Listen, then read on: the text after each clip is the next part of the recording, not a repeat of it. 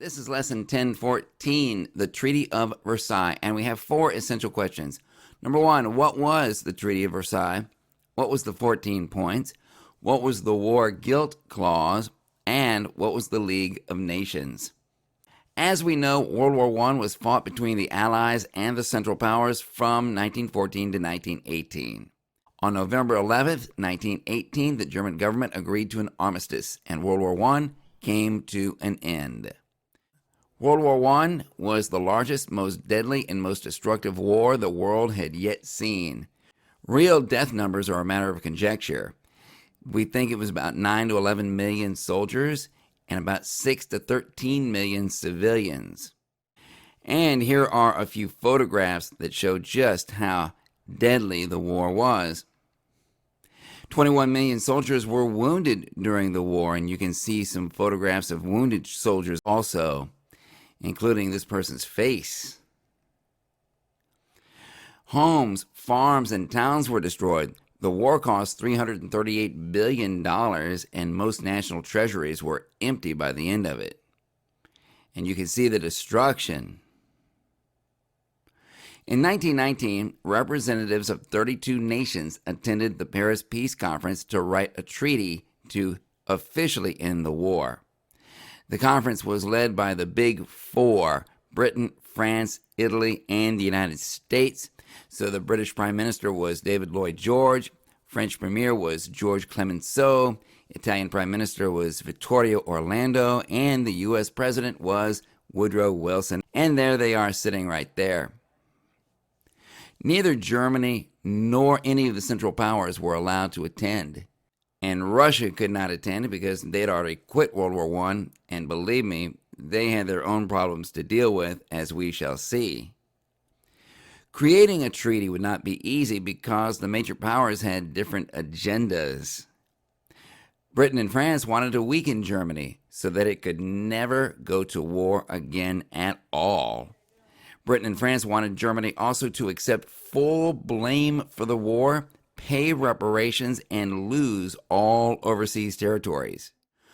U.S. President Woodrow Wilson disagreed with these harsh punishments for Germany. Wilson presented his own peace proposal known as the 14 Points. Wilson's 14 Points was well-intentioned, but also totally unrealistic, and it showed Wilson's ignorance about European affairs.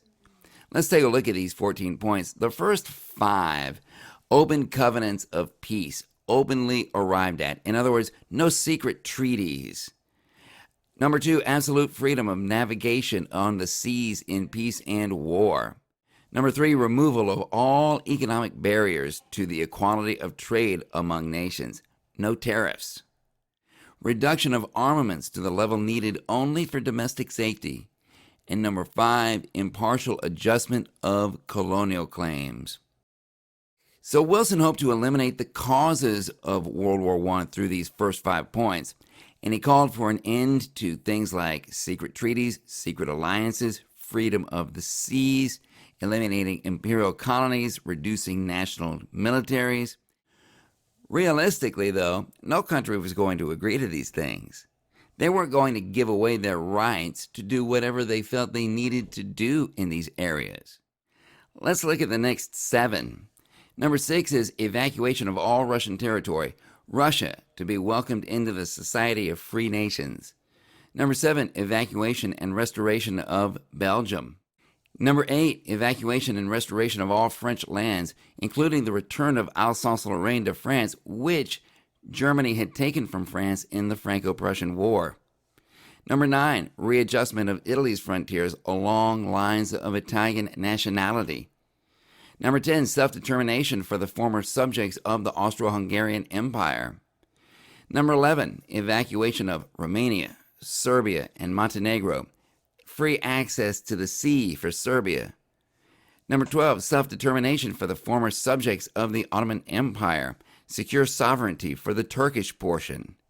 And number 13, establishment of an independent Poland with free and secure access to the sea.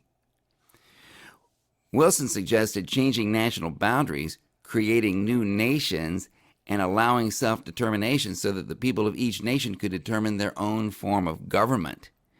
But Wilson didn't understand the hodgepodge arrangement of Eastern Europe's many ethnic groups. Many ethnic groups lived right on top of each other.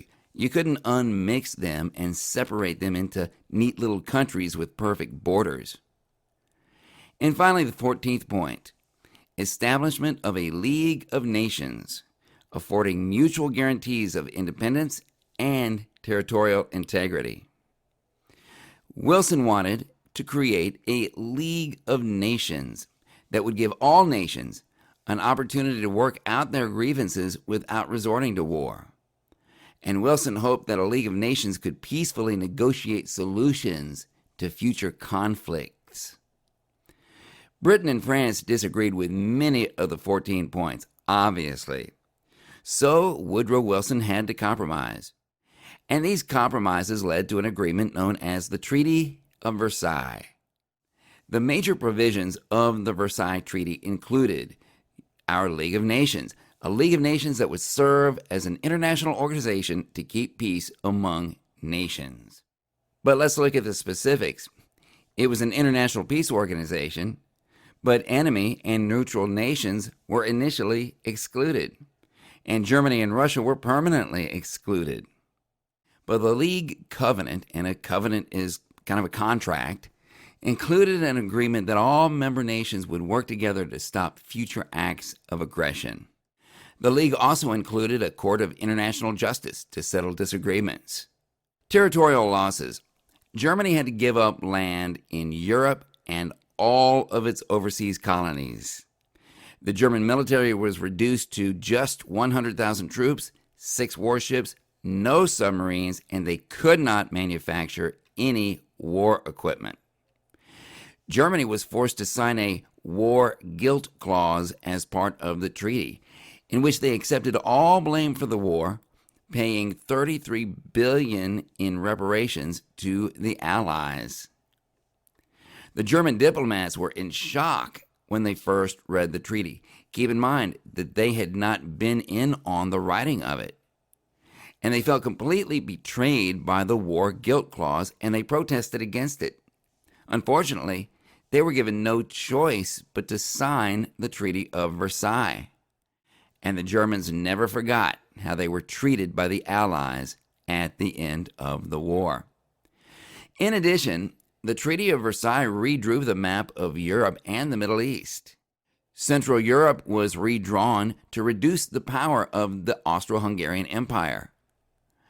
Land was taken from Germany to create Poland, and the French-German border was demilitarized to avoid a future invasion. New nations were created from territories that Russia gave up when it left the war early. The Ottoman Empire was divided up, and Britain and France gained Ottoman territory in the Middle East as what we call mandates. This mandate system gave Britain and France control over vast oil resources in the Middle East. On June 28, 1919, Germany and the major Allied powers signed the Treaty of Versailles, and World War I officially came to an end.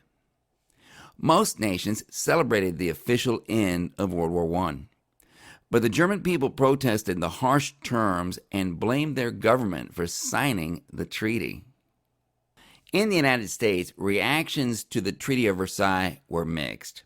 According to the U.S. Constitution, only the Senate can approve treaties, and many U.S. senators feared that signing the treaty and joining Wilson's League of Nations would force America to become involved in future wars. And as a result, the United States never signed the treaty or joined the League of Nations. A League of Nations and a treaty that their own president had been instrumental in creating. These are the members of the League of Nations that you can see in black, and as you can see, is quite a membership. World War I was, as we know, the largest war that the world had yet seen, and it changed the way that future wars were fought. Nations used total war tactics to commit all of their resources to winning, drafting soldiers, rationing, and propaganda. New war technologies increased the rates of death and destruction to unprecedented levels. And the war changed expectations for women and led to voting rights for women in many nations. Around 22 million soldiers and civilians died in the war. An entire generation of Europeans were killed. Many places in Europe were destroyed, and the war devastated the economies of European nations who had little money to rebuild and few jobs to offer citizens. The terms of the Versailles Treaty caused problems and bitterness in many nations, especially Germany.